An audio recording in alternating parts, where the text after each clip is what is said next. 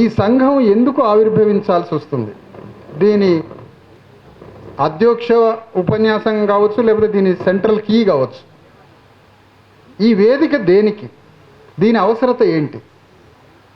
ఎందుకంటే సాయుధ పోరాటం జరిగింది తెలంగాణలో, బాగానే ఉంది.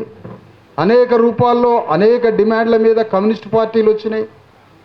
తెలంగాణ ఉద్యమం వచ్చింది, నక్సలైట్ పార్టీలు వచ్చినాయి.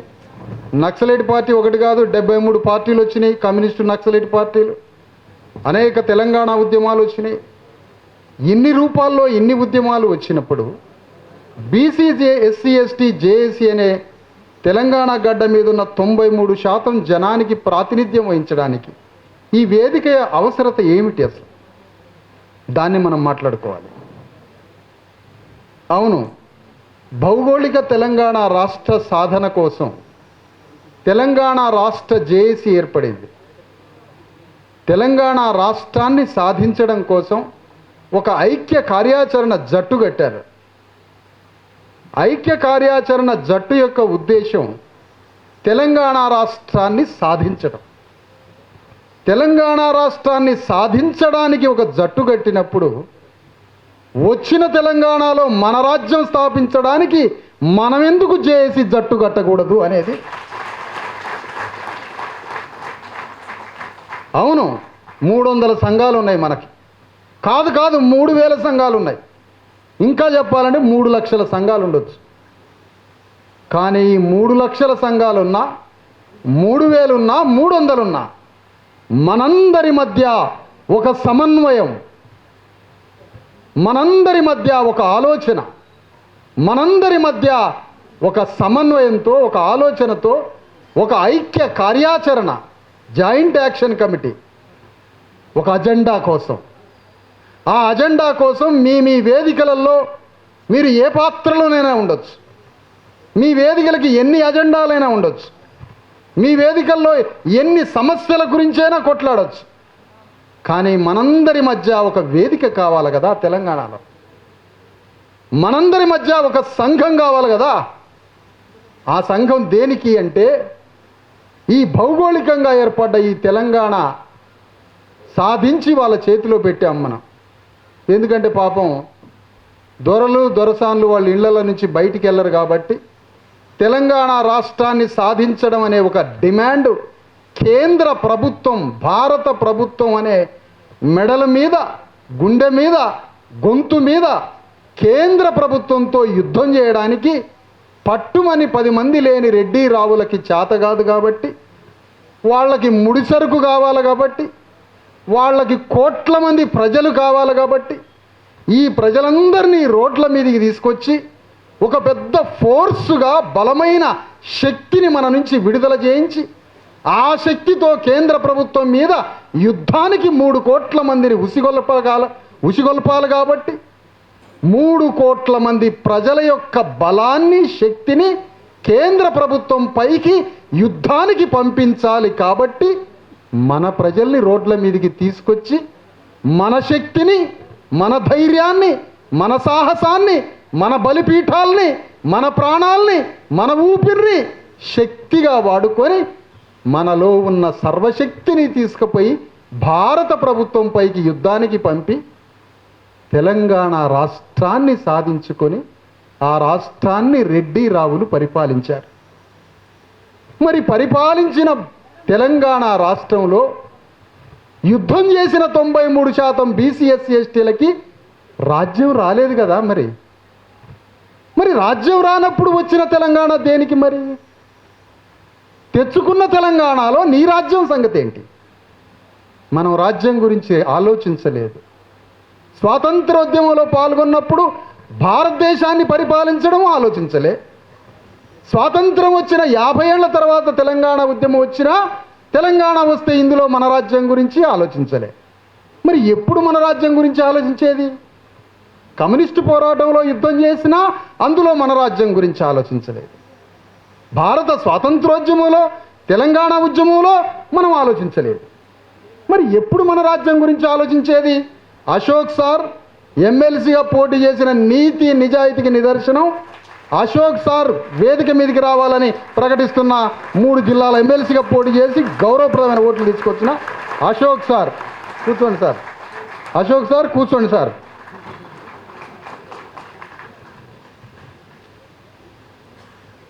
అలాంటి తెలంగాణలో నీ రాజ్యం గురించి ఆలోచించవా? మహాభారత యుద్ధంలో పాల్గొంటివి, అక్కడ రాజ్యం గురించి ఆలోచించలేదా? స్వాతంత్రోద్యమంలో పాల్గొంటివి, అక్కడ రాజ్యం గురించి ఆలోచించలేదా? జాతీయోద్యమంలో పాల్గొంటివి, అక్కడ రాజ్యం గురించి ఆలోచించలేదా? తెలంగాణ ఉద్యమం అంటే అందులో పాల్గొంటివి, అక్కడ రాజ్యం గురించి ఆలోచించలేదా? ఈ 3 కుటుంబాలేంటి? ఈ 3 కుటుంబాలు లేకపోతే ఆ కుటుంబ సభ్యుల్ని పారదోలాలని మళ్ళీ ఇప్పుడు వచ్చిన యుద్ధంలో కాంగ్రెస్ పార్టీ యుద్ధం చేస్తే అందులో పాల్గొంటివి, దాంట్లో రాజ్యం రాలేదా? మరి నీ రాజ్యం గురించి ఎప్పుడు ఆలోచించేది? తెలంగాణ గడ్డ మీద మొట్టమొదటిసారిగా మన రాజ్యం గురించి ఆలోచించడానికే ఈ జేఏసీని ఆవిర్భవింపజేస్తుంది. చాలా విచిత్రమైనటువంటి పరిస్థితి. ఒకే కుటుంబం, కురుపాండవులు ఒకే కుటుంబం, అన్నదమ్ములు. పాపం వాళ్ళకేయో గొడవలు ఉంటే వాళ్ళు సింహాసనం మారాలనుకుంటే వాళ్ళ యుద్ధంతో మీకేం పనయా? కురుపాండవులు సింహాసనం మారడానికి, మహాభారతంలో అన్నదమ్ములు సింహాసనం మారడానికి అందులో పడి తిరిగితేమా? అడిగిపోతివి. 53 సిపాయిల తిరుగుబాటు ఉద్యమంలో పాల్గొంటివి. ఆ తర్వాత స్వాతంత్రోద్యమం, 2వ దశ స్వాతంత్రోద్యమంలో ఏనాడు భారత స్వాతంత్రోద్యమంలో ఏ అగ్రకుల దొరలు రోడ్డు మీదకి రాలే, నాయకత్వానికి వచ్చారు. తెలంగాణ ఉద్యమం అంతే జరిగిపోయింది. ఇప్పుడు మన రాజ్యం ఎట్లా తెచ్చుకోవాలి తెలంగాణలో? దానికోసం ఈ చారిత్రాత్మకమైన సదస్సు, ఇది జేఏసీ ఆవిర్భావ సదస్సు, ఇది రాజ్యం తెచ్చుకునే సదస్సు. ఇది దీనికి ప్రణాళికలు గీయమంటున్నా చిరంజీవులు గారిని, ఈశ్వరయ్య గారిని, తిరుమల గారిని, అశోక్ని, ప్రొఫెసర్లందరినీ దీనికి ప్రణాళికలు గీయమని అడుగుతున్నా. ఏ పార్టీలన్నా ఉండండి, అనేక పార్టీల వాళ్ళని కూడా పిలవడం జరిగింది. కానీ వాళ్ళ యజమానులను అడిగి రావాలి వాళ్ళు ఇప్పుడు ఇక్కడికి. ఒక నాయకుడైతే నేను సుందరయ్య విజ్ఞాన కేంద్రం కాడికి వస్తున్నా, ఆడికి రాండి అన్నాడు. ఒక పార్టీకి మొదటి నాయకుడు 3 గంటలు ఇక్కడ నిలబడ్డా కూడా మనిషి పత్తలేడు. అంత పెద్ద నాయకుడు ఏంటి అని అంటే సమాధానం లేదు. సరే, అయినా వాళ్ళు వస్తారని ఆశిద్దాం, ఈరోజు కాకపోతే రేపు. ఎందుకంటే అన్ని పార్టీలలో ఉన్న నాయకుల్ని మనం పిలుద్దాం, అన్ని సంఘాల నాయకుల్ని పిలుద్దాం, అందరినీ కలుపుకపోదాం.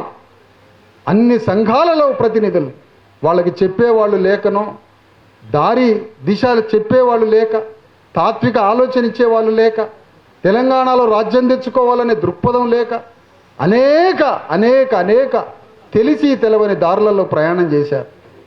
కానీ వాళ్ళని ఈరోజు మనం అన్ని వేదికల్లో, అన్ని సంఘాల్లో ఉన్న వాళ్ళని ఇక్కడికి ఆహ్వానించుకోవాలి. ఇక్కడి నుంచి ప్రారంభమవుతున్న ఈ సదస్సు రేపు ఈ జేఏసీ సదస్సుల్ని తెలంగాణ రాష్ట్ర కేంద్రంలో, జిల్లాల్లో, మండలాల్లో, గ్రామాలలో, మొత్తం తెలంగాణలో ఈ జేఏసీ సదస్సులను ఏర్పాటు చేసుకోవాలి. దీని లక్ష్యాన్ని, దీని లక్ష్య సిద్ధిని, లక్ష్య శుద్ధిని మన ప్రజలకి తీసుకుపోవాలి. కాబట్టి ఇవి భారీ ప్రయాణం, సుదీర్ఘ ప్రయాణం, రాజ్యం వచ్చేంత వరకు చేసే సుదీర్ఘ యుద్ధం, సుదీర్ఘ పోరాటం. అందుకోసం తెలంగాణలో ఒక జేఏసీ ఆవిర్భావాన్ని, మరి ఒక ఐక్య కార్యాచరణని, 93% ఉన్న బీసీ, ఎస్సీ, ఎస్టీ ప్రజల్ని మనం వేదిక మీదకి పిలుచుకోవాల్సినటువంటి, ఈ సంఘంలోకి ఆహ్వానించుకోవాల్సిన అవసరత ఉంది. దీన్ని ఇంకా మరింత పొడిగింపుగా మనం మాట్లాడుకుందాం. అనేక విషయాలు చర్చకు రావాల్సిందే. ఇక్కడ తెలంగాణ ఉద్యమంలో అంతకుముందు జరిగిన ప్రయాణంలో ఎందుకు జరగలేదు ఈ పని? ఎందుకు మన భాగస్వామ్యం జరగలేదు? రాజకీయ చైతన్యం అంటే దాని అర్థం ఏంటి? ఒక పొలిటికల్ ప్రొఫెసర్స్, పెద్ద పెద్ద ప్రొఫెసర్స్ చెప్పాలి. రాజకీయ చైతన్యం అంటే ఆ రాజ్యంలో అన్ని వర్గాలకి ప్రాతినిధ్యం ఉంటే దాన్ని రాజకీయ చైతన్యం అంటారు. Simple fight. కానీ రాజకీయ చైతన్యం విస్తృతంగా తెలంగాణలో ఉన్నది అని ప్రపంచంలో ఎక్కడా లేని రాజకీయ చైతన్యం తెలంగాణలో ఉన్నది అన్నప్పుడు తెలంగాణ రాజ్యంలో 93% ఉన్న పీడితులకి భాగస్వామ్యం ఎందుకు లేదు అని ప్రశ్నిస్తున్నాను. ఇక్కడి నుంచి భాగస్వామ్యం లేదు. లేనప్పుడు రాజకీయ చైతన్యం ఎట్లుంటుంది? రాజకీయ చైతన్యం వెలమారెడ్డి కులాలకి మాత్రమే ఉంది. రాజకీయ చైతన్యం మీ ఇద్దరికీ ఉన్నది కాబట్టే మీ చేతులలో రాజ్యం ఉన్నది. మాకు రాజకీయ చైతన్యం ఉంటే ఈరోజు అధికారంలో మేము ఉండేవాళ్ళం కదా. ఈ మాటలు మరి ఎందుకు మాట్లాడుతున్నారు అని అంటే, ఈ మాటలు మాట్లాడేది కూడా వాళ్ళే. ఎందుకు అంటే ఈ మాటలు మాట్లాడితే వాళ్ళ చేతికి జనం దొరకాలి కాబట్టి ఇవన్నీ ఎన్నో మాట్లాడాలి, ఇవన్నీ చర్చకి రావాలి. నీ ప్రజల్ని రాజకీయ విద్యావంతులుగా మార్చాలి, రాజకీయ విద్యావంతులుగా మార్చాలి. ఈరోజు చిరంజీవులు గారు తన మనమడికి అక్షరాభ్యాసానికి బాసర వెళ్ళారు. అక్షరాభ్యాసం, ఒక అక్షరాభ్యాసం నుంచి రెండో అక్షరాభ్యాసానికి వచ్చారు. ఈరోజు ఇది రాజకీయ అక్షరాస్యత నేర్పించడానికి వచ్చారు. ఇది పొలిటికల్ లిటరసీ. ఆ రోజు ఉదయం పూట మనమడికి అక్షరాభ్యాసం, ఈరోజు నీ బిడ్డలందరికీ రాజకీయ అక్షరాస్యత నేర్పించడానికి వచ్చారు. నాతో ఒక మాట అన్నారు చిరంజీవులు గారు, నేను ఐఏఎస్ ఆఫీసర్గా ఎన్నో బాధ్యతలు చేసి వచ్చాను. ఎంత అనుభవించాలి అధికారంగా, ఒక అధికారిగా నేను అనుభవించాను. నా లక్ష్యం ఒక్కటే, తెలంగాణలో నా ప్రజలు రాజ్యానికి రావాలన్నాడు.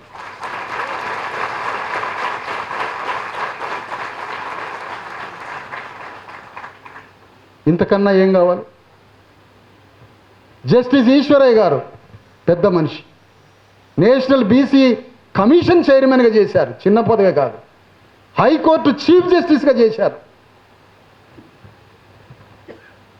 ఒక గౌడ బిడ్డ, భారత రాజ్యాంగం అనే సమానత్వ యుగకర్త అంబేద్కర్ రాజ్యాంగం రాసిన తర్వాత చీఫ్ జస్టిస్ అయింది ఒక పీడితుడు.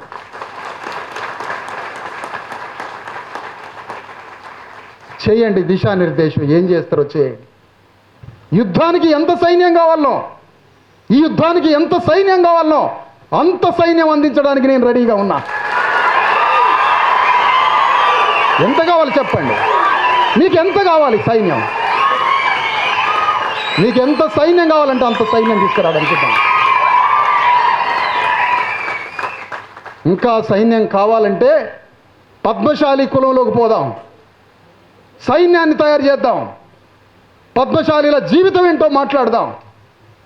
అర్ధరాత్రి పూట 2 గంటలకి 3 గంటలకు కూడా మిషన్ కుట్టుకుంటూ బట్టలు కుట్టుకుంటూ చిన్న మంచం పట్టే రూములో నల్గొండ నుంచి కరీంనగర్ నుంచి హైదరాబాద్కు వచ్చి ఒక మంచం పట్టే గదిలో మిషన్ కుట్టుకుంటూ బిడ్డల్ని చదివించుకుంటూ బతుకెళ్ళ తీసుకుంటూ ఇక్కడి నుంచి బొంబాయి పోయి భీమండి పోయి ఇన్ని ప్రాంతాలకు పోయే కటిక పేదరికం అనిపిస్తున్న పేదల సంగతి ఏంటి?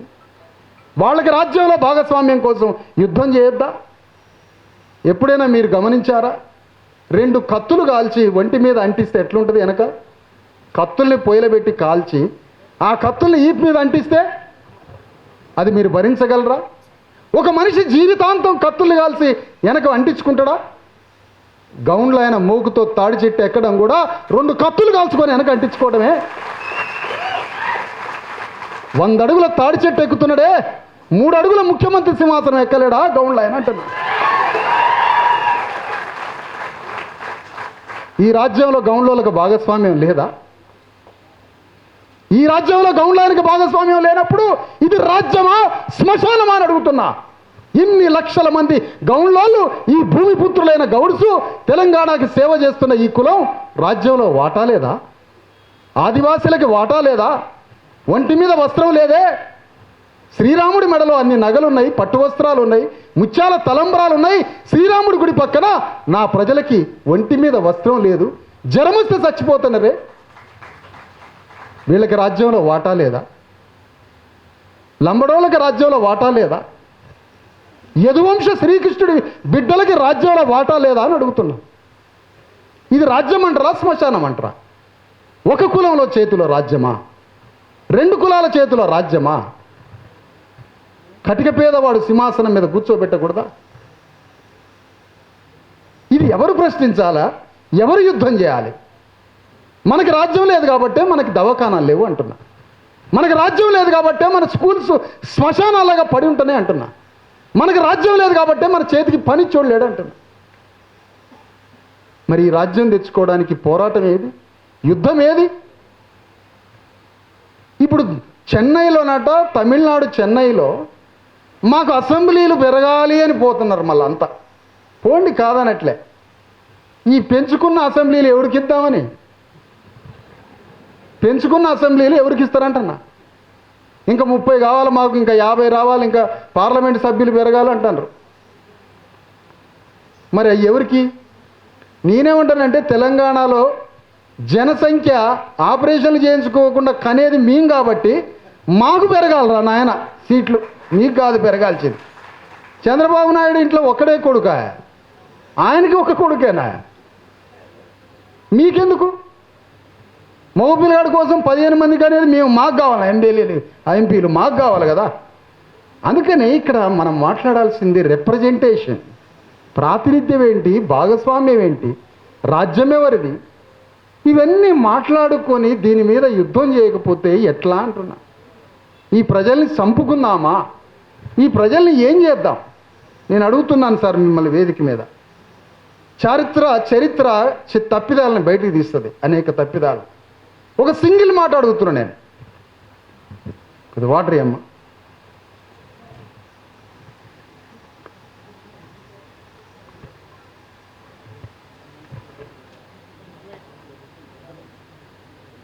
ఈరోజు తెలంగాణలో 94లో కాన్షీరామ్ వచ్చారు. నాకు ఈ ప్రశ్నకు సమాధానం చెప్పాలి తిరుమల గారు కూడా అందరూ. కాన్షీరామ్ వచ్చి మీ అందరికీ రాజ్యం ఇస్తా అన్నాడు. నాతో రండి మీ అందరికీ రాజ్యం ఇస్తానని విస్తృతంగా తిరిగిండు కాన్షీరామ్. ఆ రాజ్య యుద్ధంలో ఈ తెలంగాణ ఉద్యమంలో పాల్గొన్న అగ్రకులాలు కాన్షీరామ్ ఉద్యమంలో ఎందుకు పాల్గొనలే? Single question. ఇంకా చెప్పాలంటే తెలంగాణ ఉద్యమం మొత్తాన్ని నెత్తి మీద వేసుకొని తిరిగిన మిస్టర్ ప్రొఫెసర్ కోదండరామరెడ్డి ఆయన కాన్షీరామ్ ఉద్యమంలో ఎందుకు పాల్గొనలే? మమ్మల్ని అందరినేమో తెలంగాణ ఉద్యమంలో తీసుకుపోయినావు, మరి మాకు అధికారం ఇస్తానన్న కాన్షీరామ్ ఉద్యమంలో నువ్వెందుకు పాల్గొనలే? అంటే మాకు అధికారం రావడం నీకు ఇష్టం లేదు కాబట్టి. తేలిపోయింది కదా, సమాధానం వచ్చింది కదా. అంటే మాకు రాజ్యం ఇస్తానన్న ఉద్యమంలో మీరు పాల్గొనరు, మీకు రాజ్యం వచ్చే ఉద్యమంలో మేము పాల్గొనాలనా? ఇది ఎక్కడి ప్రశ్న, ఇది ఎక్కడి సమాధానం? రెండవ ప్రశ్న, ఇన్నాళ్ల తర్వాత మొదటిసారిగా తెలంగాణ గడ్డ మీద మేము రాజ్యానికి రావడానికి ఇంత పోరాటం బయలుదేరుతున్నాం కదా.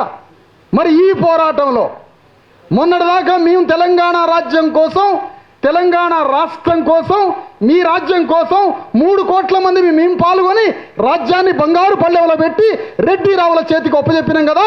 ఇప్పుడు అదే నాయకులు ఇగో ఈ రాజ్య పోరాటంలో మీరు వచ్చి పాల్గొంటారా అని అడుగుతున్నా. మీరు పాల్గొనరు, తేలిపోయిందిగా. అయినా మనకి జ్ఞానం వస్తుందా రాదా? వస్తుందా రాదా? ఒకటే ప్రశ్న, మీకు రాజ్యం రావడానికి 3 కోట్ల మంది మేము పాల్గొన్నాం, ఇప్పుడు మాకు రాజ్యం కోసం యుద్ధం ప్రారంభమైంది, మరి ఈ యుద్ధంలో పాల్గొంటారా మీరు? సమాధానం లేదు. ఇప్పుడు రావాలి మనకి జ్ఞానం. అందుకనే ఈ ప్రశ్నలన్నీ మన ముందు ఉన్నాయి. ఈ ప్రశ్నల పరంపరలో ప్రజాస్వామ్యం పరిడివిల్లాలంటే ప్రశ్ననే ఫిరంగి బయలుదేరుతుంది ఖచ్చితంగా. అదే ప్రజాస్వామ్యాన్ని నిలబెట్టేది. కాబట్టి ఈ ప్రశ్నలన్నీ ఉన్నాయి మన ముందు. అందుకోసం మనం ఈ రాజ్య తెలంగాణ గడ్డ మీద మన బిడ్డలు ఇంత సుదీర్ఘకాలం అతిపెద్ద ఉద్యమాన్ని ప్రారంభించబోతున్నాం. గతంలో జరిగిన ఎన్నెన్నో పొరపాట్లు, గుణపాఠాలు, అనేక ఉద్యమాలకి ముడిసరుకైపోయి, బలైపోయి, బలిపీఠం ఎక్కి మరణించి మన తాతలు తండ్రులు అందరూ చనిపోయారు వాళ్ళ ఉద్యమాల్లో పాల్గొని. ఇప్పుడు మన ఉద్యమం ప్రారంభమైంది మొదటిసారిగా. ఈ ఉద్యమాన్ని ఎట్లా నడిపిద్దాం? ఈ ఉద్యమం ముందు మీరున్నటువంటి ఈ పాత్రలో ఉన్న మీరు ఎట్లా దీనికి ఒక డైరెక్షన్ కూడా మాట్లాడుతూ ఈ ఉద్యమ జేఏసీ ఈరోజు ఒక ప్రారంభ వేదికగా పరిధిలోనే చూద్దాం. ఇక్కడి నుంచి మనం బయలుదేరదాం. ఈ జేఏసీని మరింత విస్తృతపరిచి గ్రామ స్థాయికి తీసుకుపోయి దీన్ని 3 కోట్ల మంది ప్రజల్ని సమీకరించి ఆ 93% ఉన్న పీడిత ప్రజల్ని ఈ వేదిక కిందికి తీసుకురావడానికి మనమందరం పోరాట పంథాన్ని మరి బయలుదేరే ఈ సన్నివేశం ఈరోజు ఈ జేఏసీ ఆవిర్భావానికి ఒక ప్రాతిపదికగా ఈ 4 మాటలు చెప్పడం జరిగింది.